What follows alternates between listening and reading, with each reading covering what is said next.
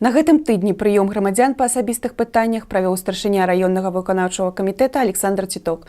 Жыхароў горада хвалявалі пытанні працаўладкавання, добраўпарадкавання вуліц, камунальнай гаспадаркі, а таксама руху гарадскога транспарту.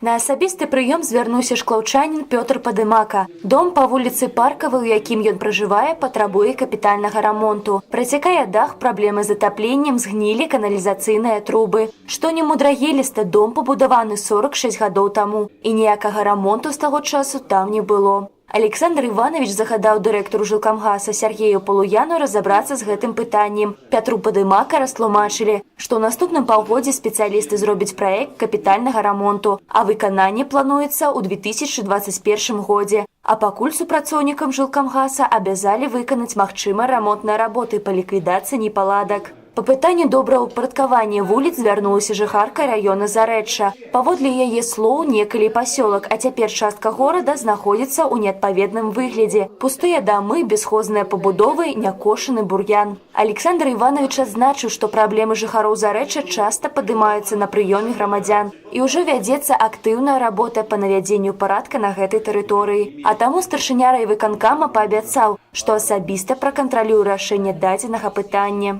Па пытанні працаўладкавання звярнулася 39гадовая жыхарка вёскі Гарадзішча. 2 гады таму жанчыне не прадоўжылі кантракт у дзіцячым садзе. З тых часоў яна не можа працаўладкавацца. Без спецыяльнай адукацыі на працу не бяруць, а ў калгас жанчына пайсці не можа. Няма каму даглядаць 9гадовага сына. Жанчыне прапанавалі некалькі вакансій на разгляд, а таксама бясплатную перакваліфікацыю на прадаўца-касіра для далейшага працаўладкавання ў краме гандлёвай сеткі «Карона». Усяго падчас прыёму грамадзян было разгледжана 19 пытанняў,